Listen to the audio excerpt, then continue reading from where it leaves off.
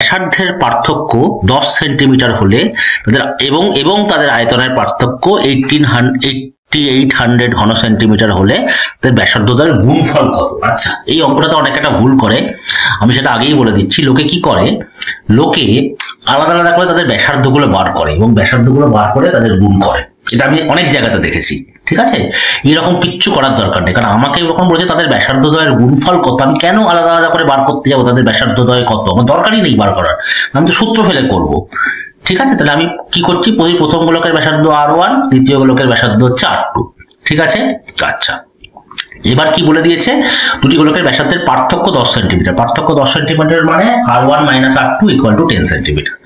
ঠিক আছে, এতখানি অবধি কোনো অসুবিধা নেই। আচ্ছা, এরপর কি বলছে যে তাদের আয়তনের পার্থক্য 8800 ঘন সেন্টিমিটার। তাহলে আয়তন মানে কি 4/3 পাই r কিউব, তাহলে 4/3 পাই r1 কিউব মাইনাস 4/3 পাই r2 কিউব হচ্ছে 8800। ঠিক আছে, আচ্ছা এরপর আমি যেটা করব সেটা হচ্ছে এই যে 4/3 পাইটা কমন নিয়ে নিলাম, দিয়ে r1 cube minus r2 cube = 8800 লিখে দিলাম। এইবার আরো কিছু না, 4/3 পাই এর জায়গায় 22 এর সাথে লিখে দিলাম, r1 cube minus r2 cube = 8800। এবার আবার r1 cube minus r2 cube, এই 3 আর 7টা ডান দিকে নিয়ে চলে গেলাম, গুণে হয়ে গেল, আর 4 আর 22টাকে নিচে চলে আসলো। ঠিক আছে, আচ্ছা এরপর যেটা হচ্ছে এই r1 cube minus r2 cube মানে হচ্ছে a cube minus b cube. a cube minus b কিউবের কি formula, a minus b whole cube plus 3ab into a minus b। এই সূত্রটা আমি নিয়ে গেলাম, কেননা আমাকে আলটিমেটলি r1 ইনটু r2টা বার করতে হবে।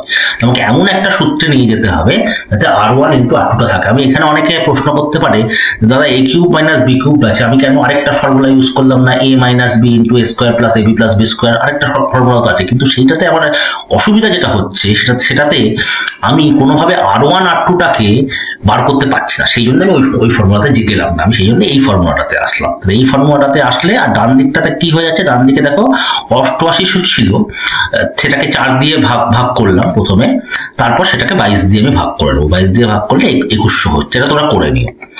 ঠিক আছে, আচ্ছা এরপর আমরা যেটা করব সেটা হচ্ছে, তাহলে এই পুরো ব্যাপারটা থেকে আমরা যা দেখতে পাচ্ছি r1 - r2 কত, r1 - r2 হচ্ছে 10, তাহলে 10 কিউব বসিয়ে দিলাম প্লাস 3r1 r2, r1 r2টা তো আমাকে বার করতে হবে, তো থাকুক এটা r1 r2টা, আর r1 - r2 হচ্ছে তোমার 10, তাহলে r1 - r2 এর জায়গায় 10 করলাম = 2100 করলাম। এবার জাস্ট 1000, 10 কিউব মানে হচ্ছে 1000, আর 3 × 10 হচ্ছে তোমার 30 r1 r2 = 2100।